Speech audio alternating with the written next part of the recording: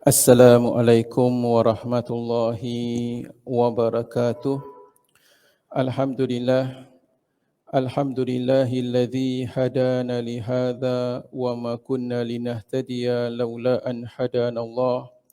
Wa asyhadu an la ilaha illallah wahdahu la syarikalah wa asyhadu anna Muhammadan abduhu wa rasuluh. Allahumma salli ala sayyidina Muhammad wa ala alihi wa ashabihi ajmain. Allahumma arinal haqqa haqqan warzuqna ittiba'ah wa arinal batila batilan warzuqna ijtinabah. Allahumma inna nas'aluka al-huda wat-tuqa wal-afafa wal-ghina. La ilaha illa ant subhanaka inna kunna minadh dhalimin. Allahumma ja'alna minat tawwabin wa ja'alna minal mutatahhirin. Rabbana zidna ilman nafi'a mubarakah wa la hawla wa la quwwata illa billahil aliyyil azim. Alhamdulillah, hadirin dan hadirat yang dirahmati Allah. Pertama sekali, marilah kita memanjatkan kesyukuran kepada Allah Subhanahu wa taala kerana dengan limpah kurnia-Nya serta taufik dan hidayah yang Allah Subhanahu wa taala kurniakan kepada kita, dapat kita bersama-sama sekali lagi pada pagi yang mulia ini. Pada pertemuan kita yang lalu, alhamdulillah telah kita kupaskan bersama perkara-perkara yang berhubung kait dengan solat hari raya, dan telah kita kupaskan juga bersama perkara-perkara di mana telah kita bincangkan mengenai sunat-sunat ketika kita pergi sebelum kita mendirikan solat hari raya dan kemudian ketika solat hari raya.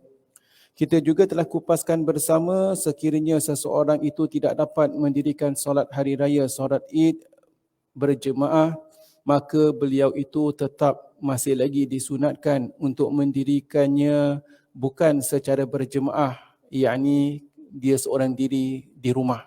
Tetapi itu bukanlah pilihan untuk kita melakukan solat hari raya sendirian tanpa sebab.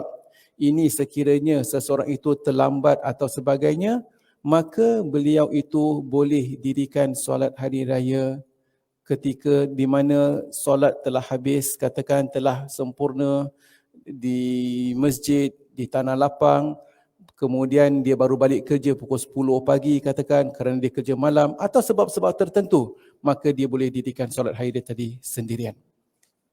Baik hadirin dan hadirat yang dirahmati Allah Subhanahu wa taala. Hari ini kita meneruskan pengajian di dalam masalah seterusnya di muka surat 239. Selepas seseorang itu mendirikan solat hari raya, apa yang boleh beliau itu lakukan dan bagaimanakah yang dikatakan penyambutan hari raya yang dibenarkan.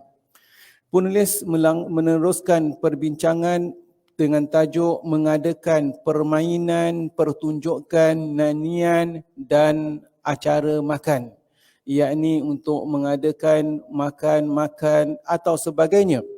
Apakah hukumnya di dalam Islam?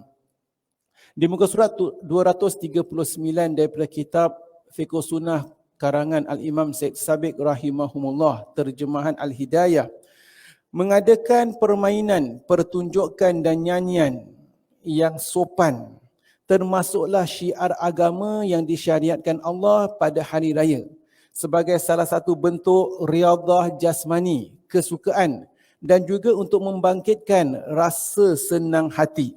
Jadi para jemaah yang dirahmati Allah, adakah umat Islam senantiasa mesti bersedih, menangis, kenang dosa atau sebagainya, di mana langsung tidak boleh bersukaria?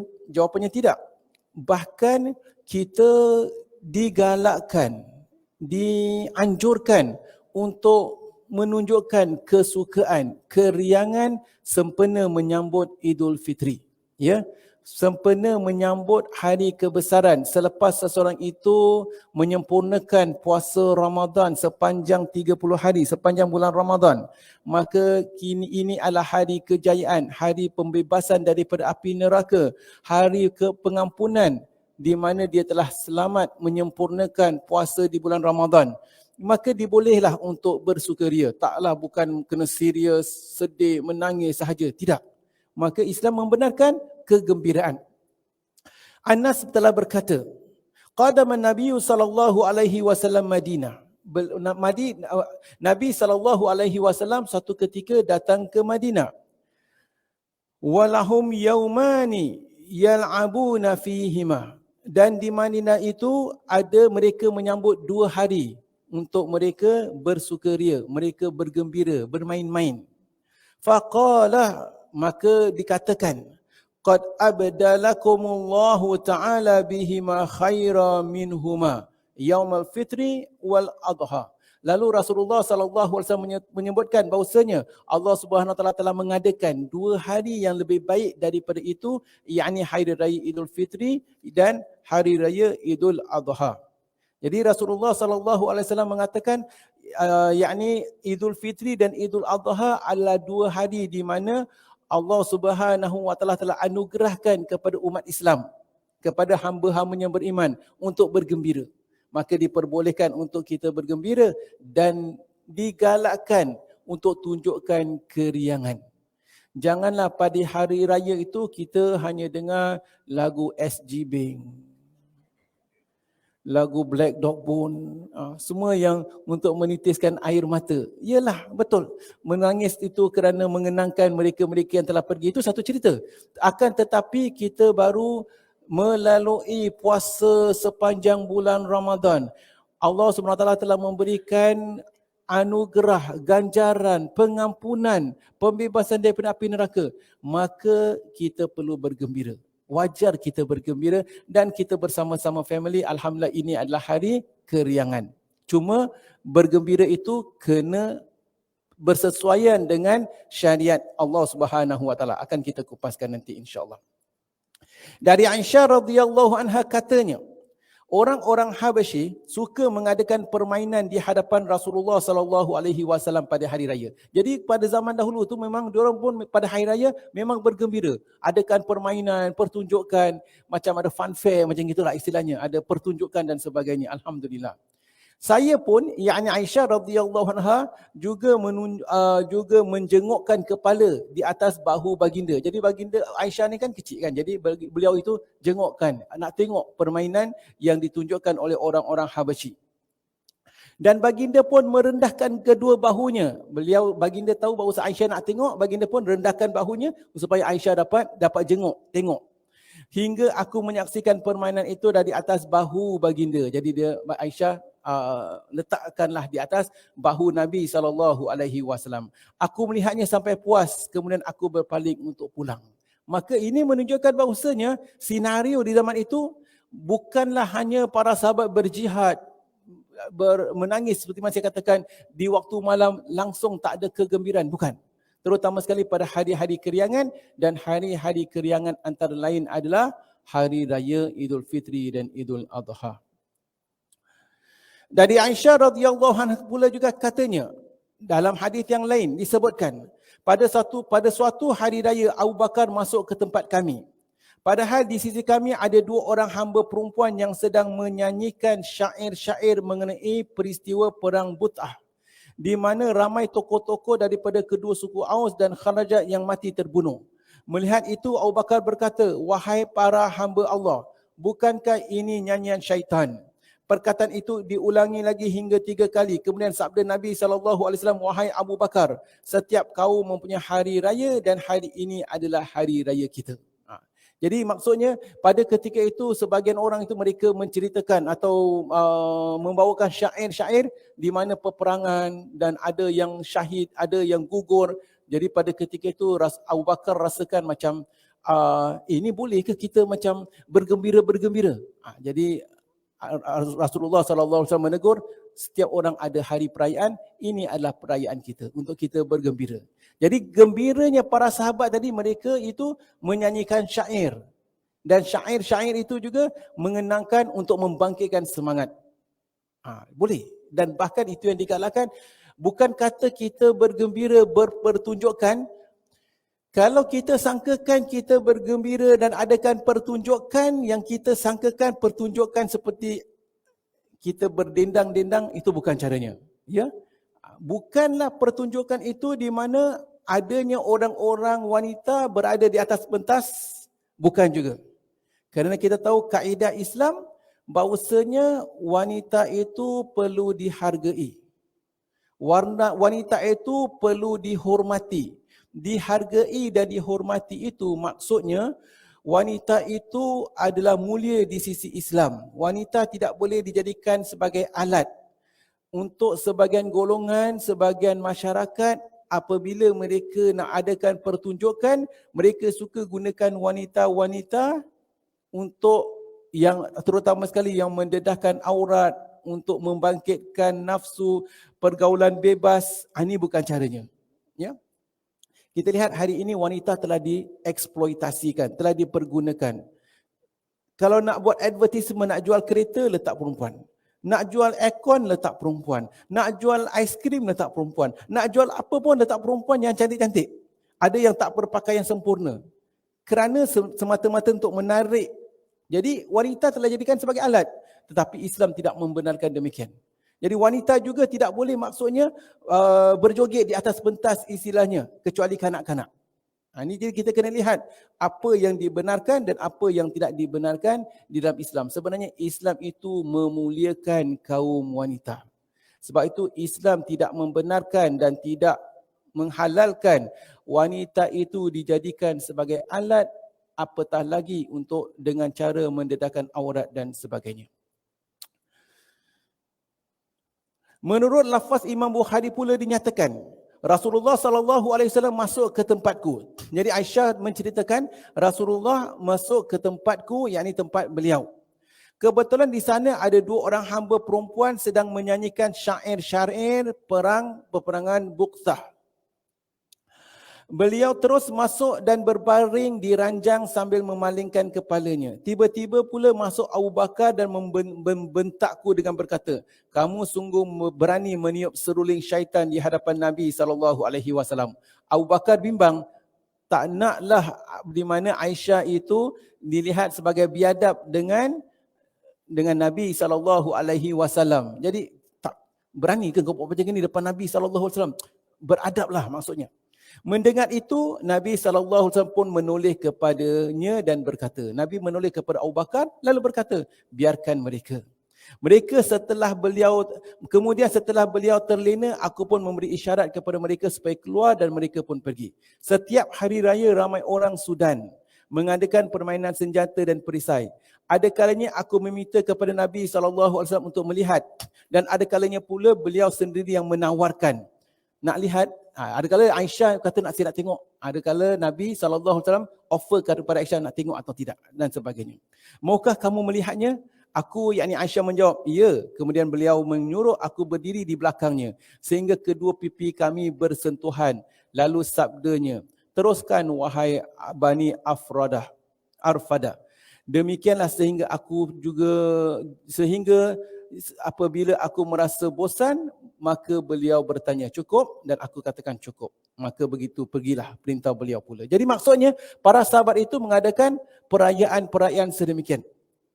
Kita kena memahami setiap orang ada budaya dan perayaan masing-masing. Contoh, untuk kita mungkin hari raya kita buat apa? Ada di sebagian orang nak bergendang kompang atau nak buat ketupat atau nak buat, silakan, tak ada yang haram, diperbolehkan. Ini semua perkara-perkara duniawi. Ada sebagian masyarakat pula cara perayaan mereka berbeza. Ada di antara mereka, kalau contohlah ya, sebagian orang-orang Arab, bagi mereka tu, termasuk orang-orang lelakinya kadang-kadang, mereka bergembira, ada yang sampai menari, dan ada yang menari mereka itu pegang pedang.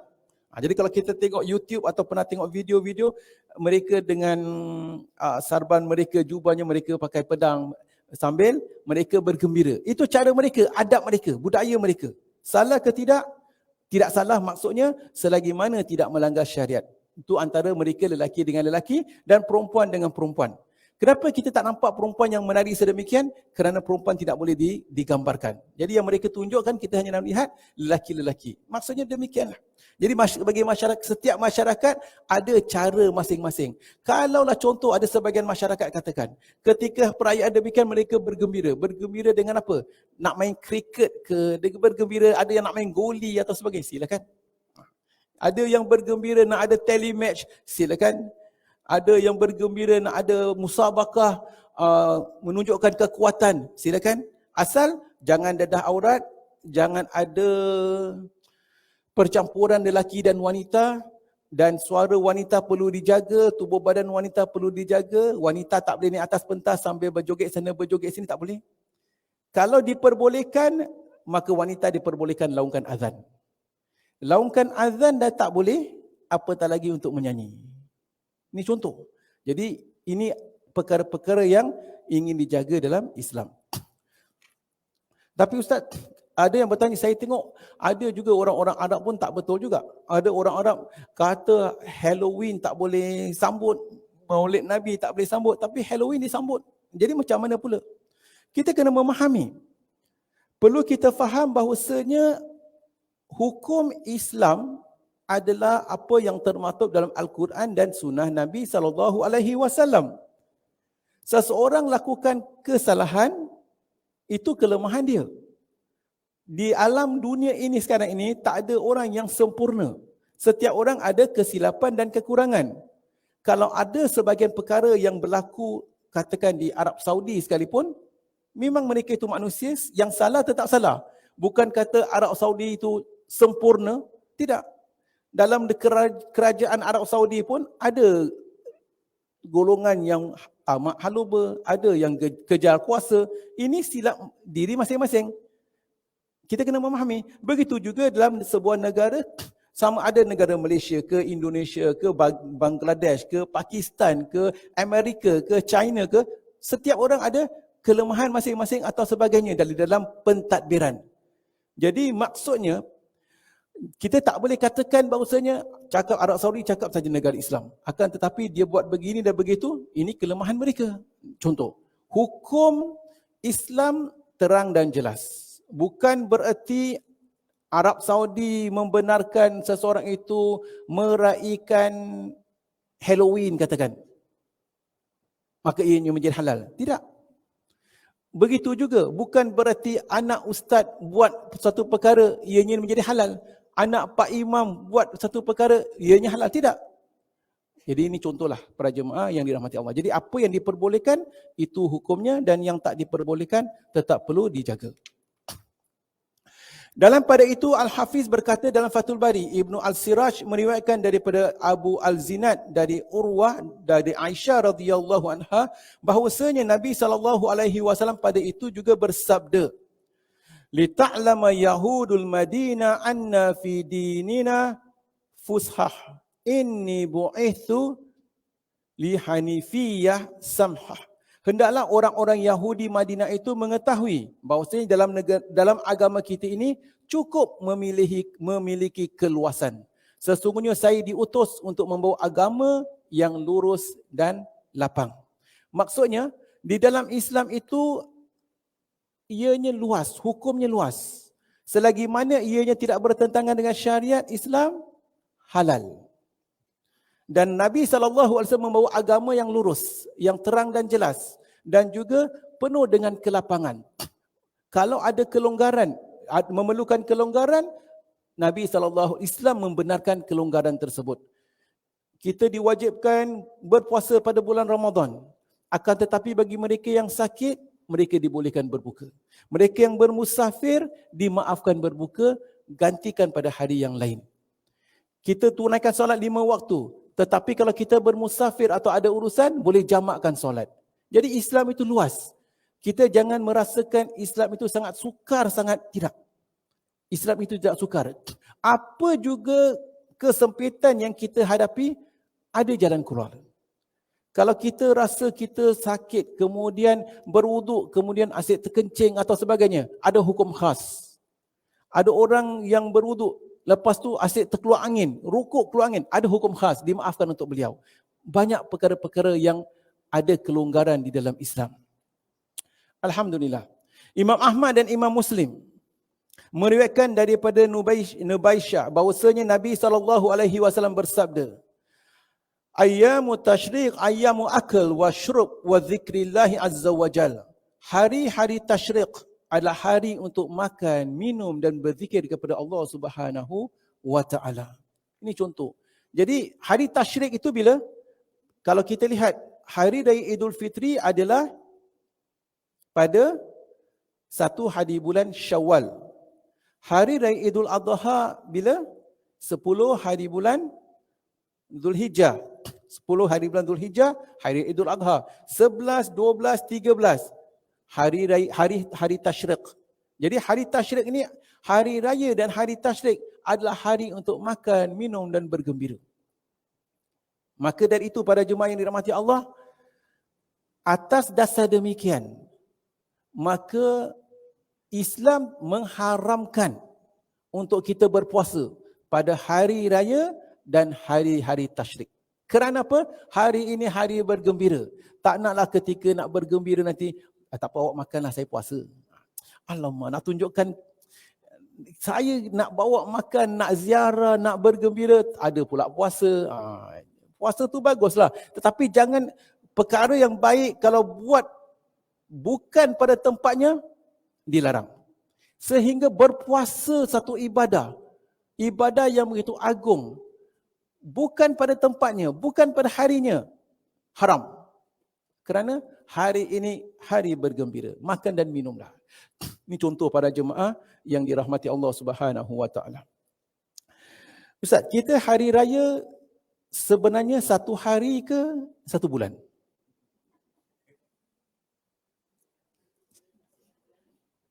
Hari raya 1 hari ke sebulan? Ya? Tengok tempat. 1 hari. Baiklah, kita lihat.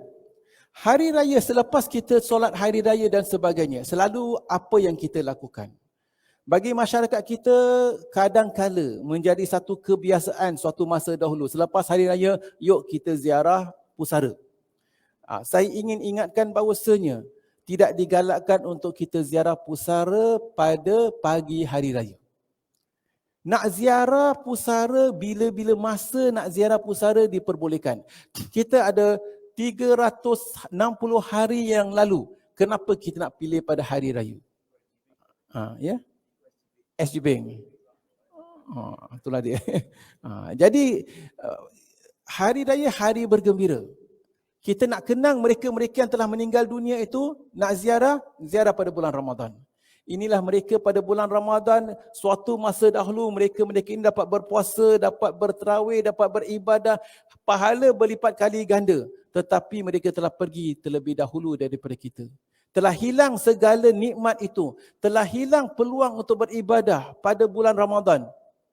Kita ambil iktibar. Kita tak tahu kita dapat bertemu pada bulan Ramadan yang akan datang ke tidak. Ramadan sekarang ini tak tahu ianya berlalu dalam keadaan kita dapat menikmati, dapat memanfaatkannya ke tidak. Contoh. Jadi ziarahlah perkuburan dan sebagainya selain daripada pagi raya. Pagi raya kenapa saya katakan tak digalakkan? Kerana pada pagi tersebut ramai akan ziarah. Jadi pusara tu dah jadi macam tempat bergembira lah, pesta. Sedangkan pusara itu kita datang adalah untuk kita merenung, ingat akan kematian. Jadi hari ini hari kegembiraan, jadi sebaiknya tak perlulah kita ziarah perkuburan pada hari tersebut. Mereka ziarah perkuburan pada pagi raya kerana pada pagi raya itu hari gembira, jadi mereka rindu kepada ahli keluarga yang telah pergi. Ya. Jadi kalau rindu pada ahli keluarga yang telah pergi, seperti yang saya katakan, tak semestinya hari raya. Kita ziarah pada hari-hari yang lalu. Tujuan utama ziarah kubur asalnya adalah untuk kita mengingati mati. Kita ziarah kubur untuk mengingati mati. Para sahabat suatu ketika mereka baru memeluk Islam, masih ada kejahiliaan dalam diri mereka, Nabi larang ziarah kubur. Tak nak mereka nanti ziarah kubur, mereka minta daripada ahli kubur, mempunyai sikap-sikap yang i'tikad kepercayaan yang tak betul, Nabi larang. Tetapi apabila iman telah mantap, maka Nabi membenarkan. Kerana apa? Kerana ziarah kubur itu adalah untuk mengingati mati. Tak semestinya pada pagi hari raya. Kemudian selepas solat hari raya, apa yang harus selalu kita lakukan? Kita balik, kita makan, kemudian pakai pakaian cantik, kemudian kita ziarah family. Alhamdulillah, ziarah. Kita pereratkan tali silaturahmi. Sebenarnya pereratkan tali silaturahim bukan hanya dituntut dilakukan pada hari raya. Kita digalakkan ziarah, pereratkan kekeluargaan sepanjang tahun. Tetapi kerana kita orang Singapura ni agak sibuk selalu. Nak telefon pun tak sempat, nak ziarah pun tak lagi tak sempat dan sebagainya. Itu yang buat kita tak dapat ziarah. Jumpa setahun sekali. Tahun lalu jumpa kecil. Kemudian jumpa dah besar. Pula COVID, kemudian kadang-kadang sibuk tak datang, jumpa 5 tahun, dah besar anak saudara aku. Last satu kali jumpa dah 10 tahun dah. Ini contoh. Jadi ikatan kita itu lemah. Sedangkan sewajarnya kita yang dituntut adalah pereratkan kekeluargaan. Memandangkan kita dituntut untuk pereratkan kekeluargaan bukan hanya pada hari raya, tetapi memandangkan hari raya, apatah lagi pada hari raya kita gunakan kemanfaatan tersebut, silakan. Apabila kita katakan nak sambut hari raya 1 hari ke 1 bulan, kalau kita kata kita nak sambut sebulan pun sebenarnya bukan hari-hari sepanjang Syawal tu kita jalan. Kita lihat Syawal selalunya, hari raya, lepas hari raya, Senin, Selasa, Rabu, Khamis pun tak ziarah. Tak jalan lah. Sabtu, Minggu baru datang ziarah. Jadi kalau yang 1 bulan tu pun sebenarnya, hari raya kemudian Saturday, Sunday. Itu yang selalu yang kita ziarah. Cuma masalahnya, nak sambut hari raya 1 hari ke 30 hari. Para jemaah yang dirahmati Allah, hari raya kalau kita definasikan untuk kita bergembira dan kemudian untuk kita saling ziarah, menziarahi kenalan, saudara mara dan sebagainya, dan memandangkan kita sibuk, dan perkara ini pun sepatutnya bukan hanya pada hari raya, di luar hari raya sepatutnya kita lakukan tetapi kita tak lakukan. Kalau itu tujuannya untuk kita ziarah, dan kalau 1 bulan tak cukup, sambutlah hari raya 2 bulan. Tak ada masalah. Tak ada masalah. Jangan kita rasakan hari ni, hari Sabtu ni 30 Syawal. Kemudian besok hari Minggu dah 1 Zulhijjah, 1 Zulkaidah. Akhirnya dah habis. Ni hari Saturday ni all out. Tak mengapa. Masuk 1 Zulkaidah, silakan. Tak apa. Jadi silakan, ziarahlah, tak ada masalah. Sambut hari raya 1 hari tak akan habis. Betul. Nanti jangan pula kita very strict, 1 hari saja hari raya, nanti besok apalah hari raya 1 hari lagi. Tak mengapa. Orang nak cakap hari raya 1 hari, awak sambutlah hari raya 1 hari. Yang cakap sambut hari raya 1 hari itu pun, minggu depan tetap jalan raya. Tak mengapalah, ini semua istilah. Macam saya katakan, 1 bulan tak cukup, sambut 2 bulan. Lepas masuk Zulkaidah, masih jalan raya, tak apa, kita nak saling ziarah menziarahi. Ziarah menziarahi sepatutnya dilakukan sepanjang tahun. Kemudian dah habis hari raya, dah masuk Rabiul Awal nak ziarah pun silakan. Cuma orang kita, kalau selain daripada hari raya, cuba dapat panggilan telefon daripada saudara jauh. Assalamualaikum. Apa hal? Nak pinjam duit ya? Boleh ziarah tak? Nak ziarah? Apa hal? Balik. Apa hal Mak Pia tu nak ziarah kita? Kak Long nak ziarah. Pinjam duit ke? Mesti ada. Tu datang. Bila dia nak buka topik? Sambil makan. Tunggu topik. Saya minta diri dulu. Tak ada apa-apa? Oh tak ada. Saya saja nak ziarah kerana Allah. Allahu Akbar. Pernah tak kita buat? Ziarah kerana Allah. Tak semesti hari raya. Inilah para jemaah yang dirahmati Allah. Kita lakukan, pereratkan tali silaturahim. Tanya khabar, aku ziarah kerana Allah. Bukan kerana hari raya, bukan pasal nak pinjam duit, bukan pasal apa yang kamu fikirkan. Tapi semata-mata kerana Allah. Subhanallah. Ini contoh para jemaah. Ini yang jarang kita budayakanlah. Jadi kalau dah jarang, dah janggal nak ziarah kerana Allah di luar hari raya, apatah lagi sempena raya, manfaatkan. 1 hari pasti tak cukup, 2 minggu tak cukup, sebulan tak cukup, 2 bulan. Alhamdulillah. Tak ada masalah. Ya. Alhamdulillah. Kemudian bagaimana tentang puasa 6? Puasa 6 seperti mana saya katakan, kita dituntut berpuasa 6 hari di bulan Syawal. Jadi kita dituntut 6 hari di bulan Syawal. Kita tak dituntut pada 2, 3, 4, 5, 6, 7 Syawal. Maka berpuasalah 6 hari di bulan Syawal bila-bila masa yang kita nak. Kalau bagi mereka yang hidup seorang diri, tak ada sesiapa, hari ni hari raya, yang menemaninya hanya kaca TV, besok apa aku nak buat? Puasa sudahlah. Betul kan? Silakan. Puasa 2 Syawal, 3 Syawal, 4 Syawal, 5 Syawal, 6 Syawal. Tetapi ada sebagian orang, keluarga ramai. Hari raya jatuh pada hari Jumaat. Besok Sabtu, lusa Minggu. Kalau dah tahu hari raya kedua hari Sabtu, hari raya ketiga hari Minggu, pasti orang akan ziarah. Kita pula dah masak berbagai-bagai juadah pasal orang nak datang. Kemudian kita pula puasa. Tak kena tempat. Kalau begitu halnya, dalam keadaan sedemikian, jangan puasa. Hari raya kedua jangan puasa. Pasal kerana hari ini hari kegembiraan. Hari untuk bersukaria. Puasa 30 hari di bulan Syawal ada. Bukan 30 hari lah, minus hari pertama. Kita lebih kurang 28 hari lagi. Puasalah pada hari-hari yang lain. Tak semestinya 2 sampai 6. Kemudian katakan hari raya jatuh pada hari Selasa. Kita nak puasa, hari Rabu orang dah kerja katakan. Puasalah. Hari Rabu, Khamis, Jumaat. Habis Sabtu, Minggu macam mana? Terputus. Sabtu, Minggu jangan puasa. Pasal dah memang kalau ada keluarga nak datang. Senin, Selasa sambung. Jadi kita guna kebijaksanaan tentang berpuasa 6. Berpuasa 6 hari di bulan Syawal. 6 hari di bulan Syawal. Bukan 6 hari berturut-turut semestinya. 6 hari itu juga terpulang. Bagi sebagian orang, okeylah, memandangkan aku nak puasa 6 hari di bulan Syawal, maka aku pilih lepas minggu pertama hari raya, hari Isnin, Khamis. Isnin, Khamis. Isnin, Khamis. Dan 6 hari dah. Itu bagi mereka yang dapat istiqamah, lepas bulan Syawal, dapat Zulkaidah seterusnya, Isnin, Khamis seterusnya dia berpuasa. Ada yang lemah iman, aku ni tahun lalu ingat bercita-cita nak buat demikian. Tunggu, lepas minggu kedua Ustaz Azmi kata jangan puasa, tunggu minggu ketiga Ustaz Azmi kata jangan puasa, minggu keempat lepas tu aku pun malas. Ustaz Azmi punya hal lah ni. Jadi untuk awak punya kategori, puasalah secepat mungkin. Puasa terus, Senin, Selasa, Rabu, Khamis, Jumaat, Sabtu, silakan. Jadi kita tengok masing-masing. Antara hikmah kita digalakkan berpuasa 6 hari di bulan Syawal. Kenapa?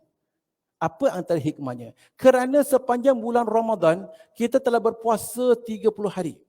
Sepanjang bulan Ramadan, kita dapat bangun sebelum subuh kerana besok nak berpuasa. Dapat beristiqamah. Kita tak nak hilang momentum tersebut. Jadi selepas bulan Ramadan, selepas bulan yang penuh dengan ibadah, puasa dan puasa sunat, puasa fardu dan solat sunat dan sebagainya. Sekarang kita masuk Syawal. Jangan hilang momentum. At least jangan hilang momentum, minimum 6 hari di bulan Syawal puasalah. Nescaya moga-moga dapat selepas Syawal seterusnya dapat kita amalkan puasa sunat. Sebab kalau kita dah 30 hari puasa, terus jam break, langsung tak puasa sunat, besar kemungkinan orang sebegini, lepas Syawal, Zulkaidah, Zulhijjah, dia tak akan puasa sunat. Pasal hilang momentum, terus jam break, terus dah lupakan puasa. Sedangkan 30 hari dia mampu berpuasa. Jadi kita lihat, atas dasar demikian, sebab tu bagi orang yang rasa nak momentum, nak istiqamah, lepas Syawal, kemudian seterusnya, dia nak puasa hari kedua, silakan. Kalau tidak, Senin, Khamis, Senin, Khamis, Senin, Khamis, Senin, Khamis. Masuk Zulkaidah, Senin, Khamis, Senin, Khamis, Senin. Dah terbiasa dah. Ini contoh. Ini antara tujuannya. Jadi itulah kau dapat. Habis Ustaz, saya Senin, Khamis, tiba-tiba dah Khamis, dah habis 6 hari dah. Dah habis 6 hari, tak salah untuk puasa lebih daripada 6 hari. Minimum 6 hari di bulan Syawal. Jadi memandangkan dah 6 hari, kemudian ada minggu berikutnya, minggu terakhir Syawal, Senin, Khamis, puasalah. Jadi awak puasa 8 hari. Ini contoh para jemaah yang dirahmati Allah. Perkara-perkara yang boleh kita lakukan untuk dapat terus. Kemudian ada orang bertanya, Ustaz, yang lebih baik kita nak qada puasa ke nak puasa sunat? Aku ada puasa qada. Kerana pada bulan Syawal tu, pada bulan Ramadan dulu ada 7 hari aku tak puasa. Kemudian sekarang Syawal, nak qada puasa ke nak puasa sunat? Perkara ini pun telah kita pernah kupaskan. Para jemaah yang dirahmati Allah, kita digalakkan berpuasa pada bulan Syawal. Apa tujuan dan matlamatnya? Antara lain, seperti yang saya katakan, supaya kita dapat terus momentumkan puasa. Jangan kita terus terputus. Memandangkan tujuannya untuk antara lain, antara sebabnya adalah untuk kita terus dapat momentum berpuasa, pertama, dan kita digalakkan minimum berpuasa 6 hari, maka dengan atas dasar tujuan tersebut, kita berpuasalah 6 hari minimum, 6 hari paling sedikit di bulan Syawal. Puasa apa? Puasa apa sekalipun. Puasa sunat, puasa qada, puasa nazar, lakukan puasa pada bulan Syawal supaya kita dapat terus momentumkan berpuasa pada selepas Ramadan. Bagi wanita, memandangkan kita ada hutang puasa, maka pada bulan Syawal tu kita berpuasa wajib. Kerana apa? Kerana kita ada hutang wajib. Wajib ini lebih digalakkan, lebih dituntut. Maka berpuasa hutanglah, berpuasa qadaklah pada bulan Syawal. Habis Ustaz, saya tak dapat ganjaran. Awak akan dapat ganjaran. Pasal awak berpuasa pada bulan Syawal. Tak semestinya puasa sunat. Yang penting berpuasa pada bulan Syawal. Memandangkan awak berpuasa, puasa qada, berpuasa kan? Maka awak akan dapat ganjaran berpuasa 6 hari di bulan Syawal. Jadi kalau kita ikut momentum tersebut, selepas Ramadan, pada bulan Syawal kita dah qada puasa kita, lepas Zulkaidah kita dapat puasa sunat, Zulhijjah puasa sunat, alhamdulillah. Sebab kalau kita tak buat demikian, kononnya lah Syawal saya nak puasa 6 lah, puasa sunat. Lepas puasa sunat habis, alhamdulillah dah puasa sunat dah habis dah. Zulkaidah, Zulhijjah pun habis, lupakan puasa. Sampai bulan Syaban, alamak 6 hari belum bayar lagi. 7 hari dulunya Ramadan. Masih ada jemaah kita. Syaban tu 7 hari belum qada. Pasal dah nak masuk Ramadan ni, yang dulu tahun Ramadan dulu belum bayar lagi. Ada yang Ramadan sebelumnya pun belum bayar. Habis kalau dalam hal sedemikian nak sibuk-sibuk puasa sunat pada bulan Syawal, apa hal? Puasa qada. Ini contoh. Demikian para jemaah. Ada bagi mereka yang berpuasa sunat 6 hari di bulan Syawal. Jadi 6 hari di bulan Syawal, berbagai-bagai kategori orang lah seperti yang kita katakan tadi kan. Ada yang lepas hari pertama, hari kedua puasa. Jadi Mak Haji tu hari ini hari raya. Orang semua hari raya pada 1 Syawal, dia hari raya pada 7 Syawal. 7 ke 8? Hari raya pertama tak puasa. Hari kedua, hari puasa pertama. Ketiga, keempat, kelima, keenam, ketujuh, ke-8. Hari raya ke-8, 8 Syawal, dah hari raya. Hari raya apa? Hari raya 1 Syawal. Ini contoh. Ya. Jadi lepas tu macam dah habis dah. Lepas beban. Berpuasa tu bukan beban. Berpuasa itu untuk kita dapat mengabdikan diri kepada Allah Subhanahu wa taala. Jadi pada jemaah yang dirahmati Allah, kita kena lihatlah perkara-perkara yang telah kita sebutkan. Hari raya nescaya, seperti yang saya katakan, tak salah untuk kita menyambut hari raya sepanjang Syawal. Ada yang katakan hari raya hanya hari pertama, silakan. Idul Fitri memang 1 Syawal Idul Fitri. Besoknya dah tak ada cuti. Tak apalah. Hari raya, kita menyambut hari raya tak terikat dengan cuti.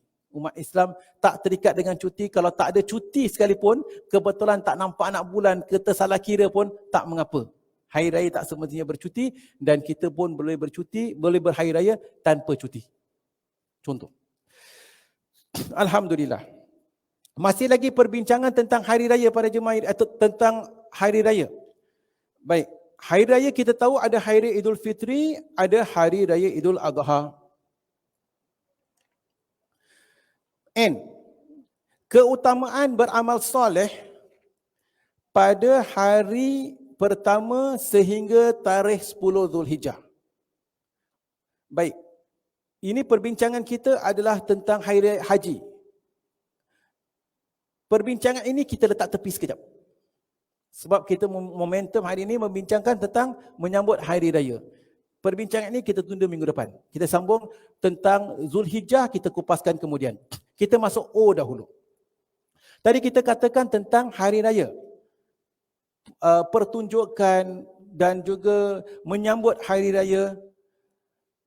O di muka surat 244, apakah disunatkan mengucapkan selamat hari raya? Ustaz, kita saling ziarah menziarahi. Nak ucapkan apa Ustaz? Nak ucapkan selamat hari raya boleh tak? Nak ucapkan selamat hari raya maaf zahir dan batin boleh ke tidak? Dan kalau saya katakan maaf zahir dan batin, 0-0 ke tidak? Baik, kita kupas dahulu. Dari Jabir bin Nafir katanya, kana ashabu Rasulillah sallallahu alaihi wasallam idza taqaw yaumal id.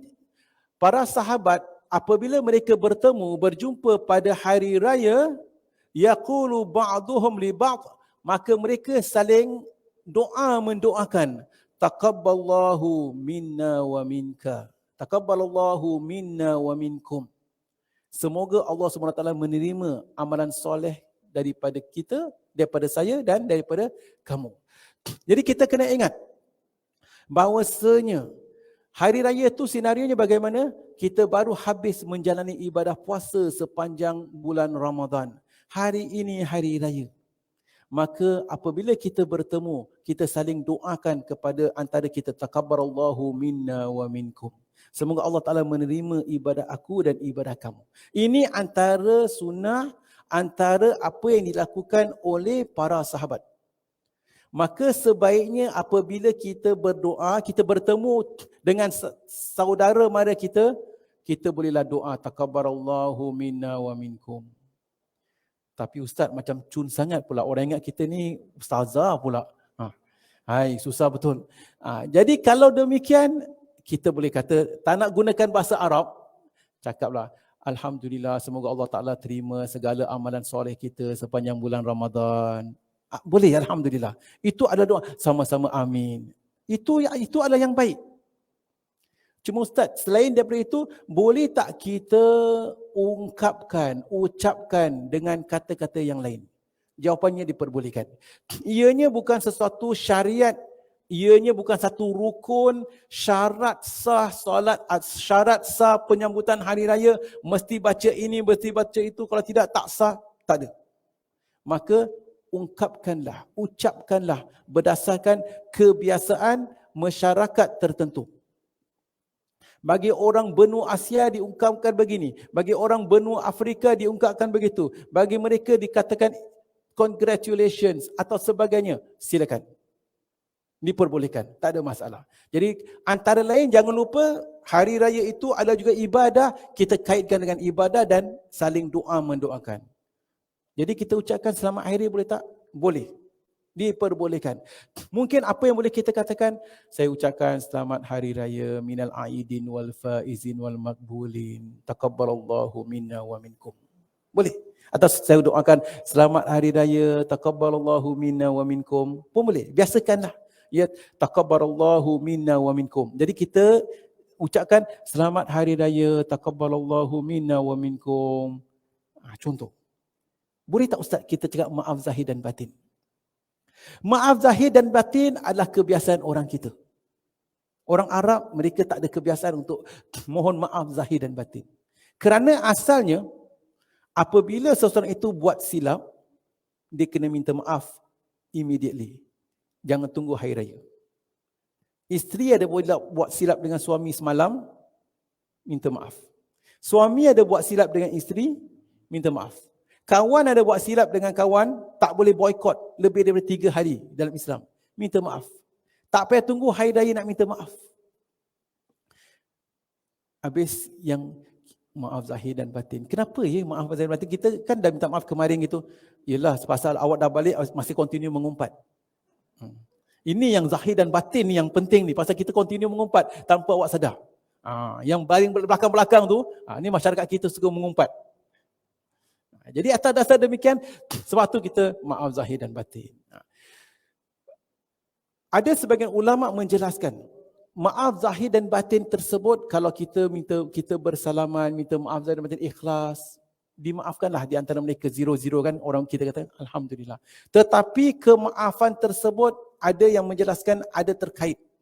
Maksudnya awak yang katakan maaf zahir dan batin, kalau perkara remeh-temeh, perkara nitty-gritty okeylah. Tetapi tanpa orang tu sedari, rupanya awaklah dalang yang melakukan fitnah, menyebarkan fitnah sampai orang ini bercerai. Awaklah dalang sampai orang ini kena buang kerja. Awaklah dalang sampai orang ini masuk penjara. Awaklah dalang sampai orang ini sekian-sekian. Lalu hari raya, selamat hari raya, maaf zahir dan batin. Dia tak tahu. Okeylah, sama-sama. Dalam hal ini tidak ada kemaafan. Belum terampun, belum termaaf dosa yang awak lakukan walau kata maaf zahir dan batin. Kerana awak belum minta maaf spesifik perkara yang awak lakukan di mana kalau dia tahu dia tak akan maafkan. Yang maaf zahir dan batin ni nitty-gritty kecil-kecil yang kemarin awak bayar duit terkurang 10 sen, terkurang berapa, nitty-gritty halal. Halal makan dan minum, halal. Tapi kalau awak ada rompak, awak ada curi, tipu duit dia, berapa? $10,000, $100,000. Maaf zahir batinnya halal makan dan minum. Dia tak tahu, ya sama-sama. Tapi kalau dia tahu awak ada ambil duit dia $1 juta, macam mana? Ini contoh. Jadi, kalaulah seseorang itu ada buat silap yang besar, di mana dia menganiaya orang lain, dia fitnah orang lain, kerana fitnah dia rumah tangga runtuh, bercerai-berai, kena buang kerja, masuk penjara dan sebagainya. Kesilapan ini perlu awak minta maaf daripada dia. Selagi mana awak tidak minta maaf dengan dia, di akhirat akan dituntut. Walau telah bersalaman, maaf zahir dan batin. Jadi kita kena lihat, penting ya, jangan kita abuse maaf zahir dan batin tadi.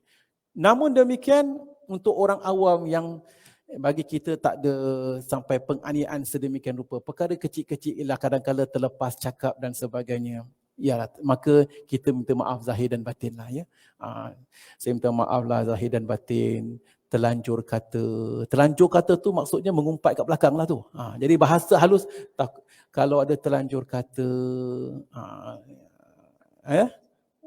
membawang tu, terlanjur kata, terlanjur perasaan, ni semua bahasa halus ketika mengumpat fitnah awak. Make sure dia ada degree dia. Baik, hadirin dan hadirat yang dirahmati Allah. Namun budaya minta maaf zahir dan batin bagi saya secara peribadi ada satu budaya yang baik. Kerana kita akan membiasakan memaafkan. Perkara kecil-kecil, terutama sekali remeh-temeh lah, perkara-perkara kecil, ialah maaf zahir dan batin. Ya, ada yang termakan, terminum, terlanjur kata, terkasar bahasa dan sebagainya. Tetapi kita kena lihat jugalah, kita pun jangan terus momentum maaf zahir batin, terlanjur kata dan sebagainya. Kadang-kadang saya kat bus stop ataupun siapa-siapa kita kat bus stop jumpa, selamat hari raya, maaf zahir batin, halalkan makan dan minum, halalkan terlanjur kata. Siapa orang ni? Tak pernah jumpa, terus complete set, makan dan minum, ya. Pasal dah terbiasa. Jadi orang yang kita tak kenal tak payah the complete set lah. Selamat hari raya, maaf zahir dan batin. Maaf zahir dan batin, okeylah, mungkin belakang saya mengumpat kan. Tak apa lah. Contoh para jemaah yang dirahmati Allah. Dan sempena kita bincangkan perkara ini, Ustaz, dulu Ustaz kadang-kadang tak datang, saya dah mengumpat Ustaz. Datang lambat, saya dah mengumpat. Sempena kita bincangkan perkara ini, baiklah, kalau ada di antara kita pernah mengata, mengumpat dan sebagainya, saya maafkan. Jadi tak perlu jumpa minta maaf. Ini perkara kecil-kecil. Ke akhirat ada banyak perkara besar lagi nak dipikirkan. Perkara kecil-kecil. Jangan pasal umpatan tersebut ada hindrance untuk kita tersangkut lagi tempat line up. Allahu Akbar. belum minta maaf dan sebagainya. Jadi bagi kita juga sebaiknya kalau dapat kita ada budaya, kebiasaan memaafkan orang. Kerana barang siapa suka memaafkan orang, Allah Subhanahu Wa Taala akan memaafkan kita. Noktah terakhir, bagaimana Ustaz, saya ada buat satu kesilapan dengan seseorang.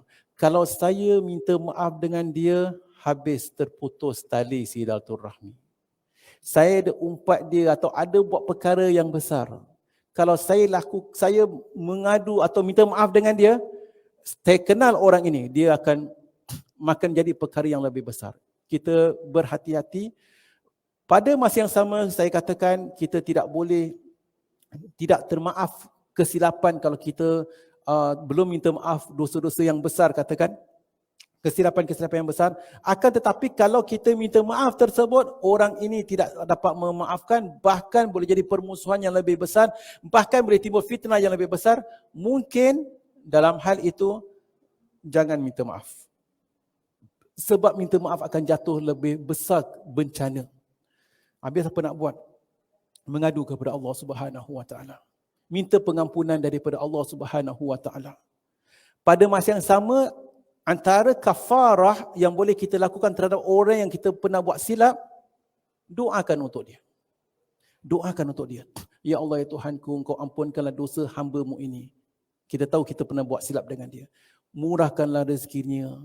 Bahagikanlah beliau dunia dan akhirat. Contoh. Kemudian ingat di hari akhirat kelak, kesilapan dan dosa yang kita lakukan kepada seseorang, sama ada orang itu ambil pahala kita atau kita ambil dosanya. Maka di dunia lagi, kalau kita tahu kita ada kesilapan dengan orang, di mana kita tak sempat atau tak mampu minta maaf dengan dia, antara lain kita bersedekah atas nama orang tersebut. Kita bersedekah atas nama orang itu. Ya Allah, Tuhanku, aku sedekah ini atas nama si fulan, ya Allah. Aku ada buat silap dengan beliau. Sedekah. Ini antara kafarah-kafarah yang boleh kita lakukan. Kerana di hari akhirat kelak, orang tu akan dapat banyak pahala. Kita dah sediakan. Di mana supaya mereka tidak tuntut pahala daripada kita. Jadi para jemaah yang dirahmati Allah, maka dengan demikian kita kena lebih berhati-hati, elakkan daripada melakukan kemungkaran dan dosa-dosa besar, terutama terhadap sesama insan. Kerana untuk minta maaf bukan mudah. Wallahu a'lam bisawab. Sampai di sini saja pertemuan kita untuk hari ini. Pada pertemuan akan datang kita akan sambung perbincangan bertakbir pada hari raya dan juga keutamaan beramal soleh pada awal Zulhijjah. Dan bertakbir, bagaimana kita bertakbir, masa bertakbir untuk Hari Raya Idul Fitri dan masa untuk bertakbir untuk Hari Raya Idul Adha. Wallahu a'lam bishawab.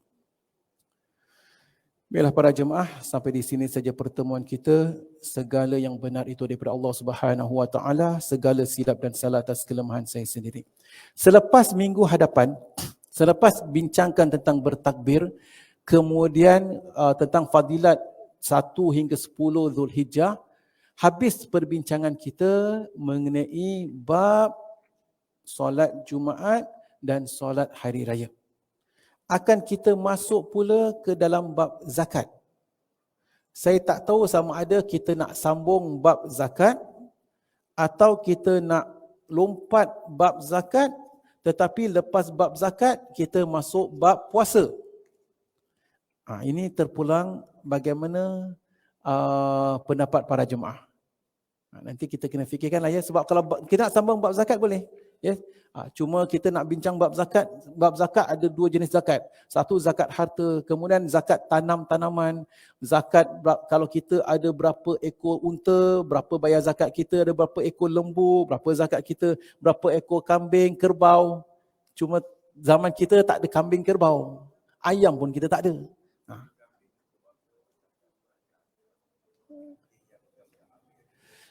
Jadi sama ada kita nak bab zakat tanam-tanaman, kalau nak suka-suka setakat mengetahui, okey. Tetapi kadang-kadang kita kalau tak dapat visualizekan, contextualize, nanti kita boring pula. Ataupun kambing, lembu, kerbau kita tak payah bincang dan kita bincang tentang zakat yang lain. Ya, nanti fikir-fikirkanlah dan beri maklum balas dalam ya. zakat harta simpanan. Mungkin kita lihatlah bagaimana cara kalau zakat binatang-binatang ternakan kita secara rumusan, jadi kita dapat some idea pun bagus juga. Tak payah pergi in detail lah. Wallahu a'lam bishawab. InsyaAllah. Baiklah para jemaah, sampai di sini saja pertemuan kita sebentar ya. Silakan.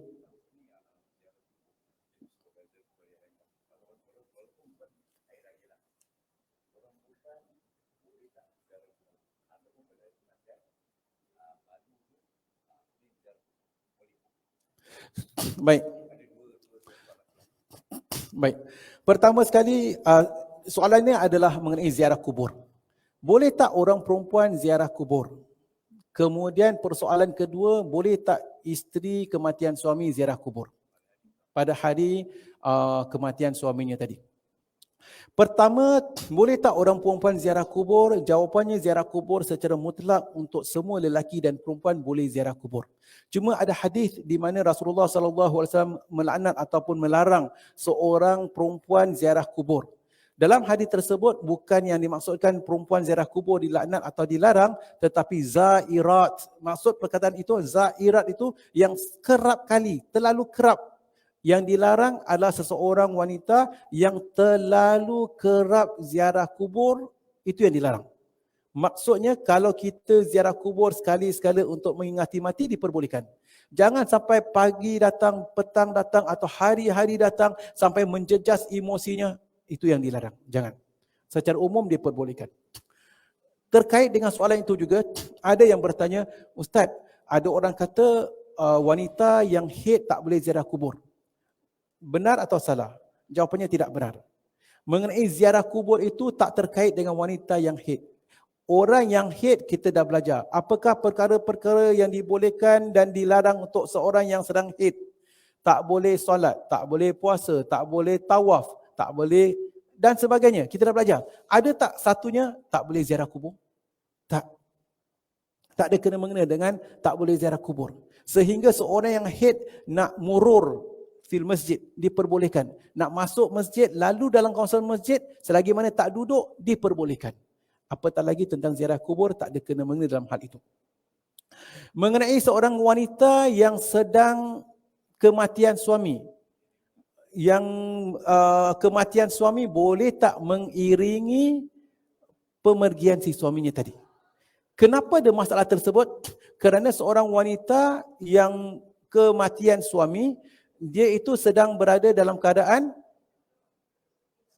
sedang iddah. Iddah kematian suami adalah 4 bulan 10 hari. Ketika iddah dia tidak boleh keluar rumah tanpa sebab.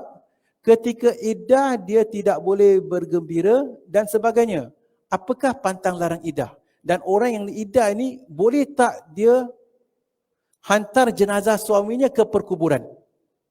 Ada perbincangan yang agak menarik, akan kita kupaskan pada pertemuan akan datang, insya-Allah. Okey. Wallahu a'lam bishawab. Memandangkan dah masa, sampai di sini saja pertemuan kita.